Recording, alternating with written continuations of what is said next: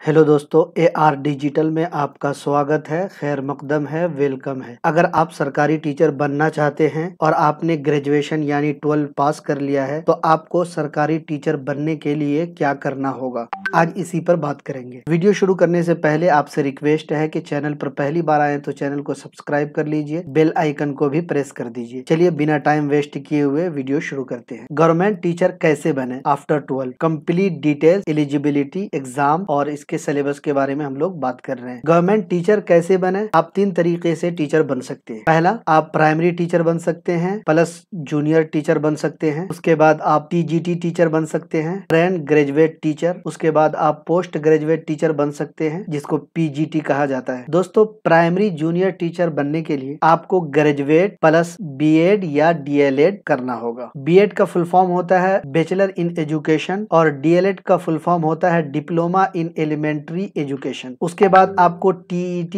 या CTET करना होगा। TET का फुल फॉर्म होता है टीचर एलिजिबिलिटी टेस्ट और CTET का फुल फॉर्म होता है टीचर एलिजिबिलिटी टेस्ट। अब TGT के बारे में बात करते हैं जिसका मतलब होता है ट्रेन ग्रेजुएट टीचर। तो ट्रेन ग्रेजुएट टीचर बनने के लिए आपको ग्रेजुएशन प्लस BEd करना होगा और उसके बाद इसमें भी आपको TET या CTET करना होगा। अब बात करते हैं PGT टीचर के लिए। तो PGT टीचर के लिए भी आपको graduation plus PG plus BEd करना होगा अगर आप PGT टीचर बनना चाहते हैं। लेकिन इस वीडियो में हम बात करेंगे only primary plus junior teacher के बारे में। दोस्तों, प्राइमरी टीचर आप कैसे बन सकते हैं? अगर आपने BCom, BSc या BA कर लिया है तो आपको DLEd, GBT, DLEd या BEd करना होगा। और अगर आपने DLEd भी कर लिया है, GBT भी कर लिया है या ELED भी कर लिया है या BEd भी कर लिया है तो आपको TET या CTET का एग्जाम देना होगा। अगर TET या CTET आप क्वालिफाइड कर जाते हैं तब आप गवर्नमेंट टीचर बनने के लिए एलिजिबल हो जाएंगे। इसमें जो एज लिमिट है वो 42 ईयर्स है, लेकिन SC, ST और OBC के लिए 3 से 5 साल की छूट है। किसी राज्य में 3 साल है और किसी राज्य में जो है 5 साल की छूट है। अब आगे बढ़ते हैं कि CTET या TET उसकी जो है एलिजिबिलिटी क्या है। तो दोस्तों, हालांकि मैंने पिछली वीडियो में बता दिया है लेकिन फिर भी यहाँ पे क्लियर कर देना चाहता हूँ कि CTET या TET में जो है 2 पेपर होते हैं, पेपर 1 और पेपर 2। पेपर 1 जो होता है ये 1 to 5 क्लास वालों के लिए होता है और पेपर 2 जो है ये 6 to 5 क्लास के लिए। तो इसमें जो है आपको BA,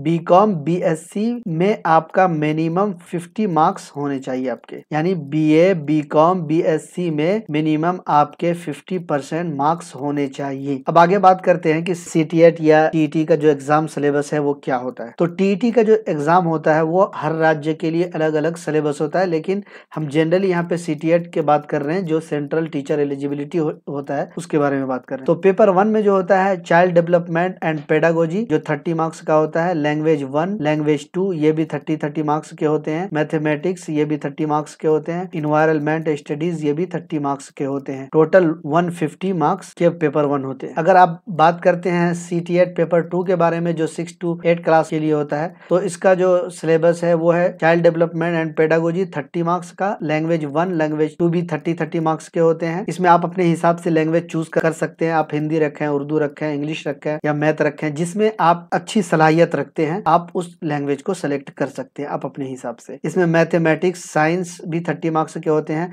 सोशल साइंस जो है ये होता है 60 मार्क्स का। इसमें भी पेपर 2 में भी 150 मार्क्स होते हैं टोटल। यहाँ पे एक बात और बता दूं, अगर आप जनरल कैटेगरी से हैं तो आपको यहाँ पे जो है 90 नंबर लाना पड़ेगा, यानी कि 60% आपको लाना पड़ेगा। अगर आप SC, ST या OBC से हैं तो आपको जो है यहाँ पे 82 नंबर्स यानी 55% मार्क्स लाने पड़ेंगे, तभी आप CTET क्वालिफाइड कर सकते हैं। अगर आप CTET या TET क्वालिफाइड हो जाते हैं तो इसके बाद क्या होगा? दोस्तों, अगर आप CTET यानी central teacher eligibility test pass कर जाते हैं तो आप क्वालिफाई कर जाएंगे सरकारी टीचर बनने के लिए। इसमें आपकी सैलरी जो है वो 40,000 तक होगी। दोस्तों, उम्मीद है कि सरकारी टीचर बनने से रिलेटेड ये जानकारी आपको पसंद आई होगी। अगर अभी भी आपका कोई क्वेश्चन है तो कमेंट में करें, हम आपको पूरी जानकारी देने की कोशिश करेंगे। वीडियो पसंद आने पर लाइक शेयर कर दीजिएगा ताकि एजुकेशन से रिलेटेड हर जानकारी आपको आसानी से मिलती रहे। मिलते हैं किसी नेक्स्ट वीडियो में, तब तक के लिए अपना ख्याल रखिएगा। Thank you.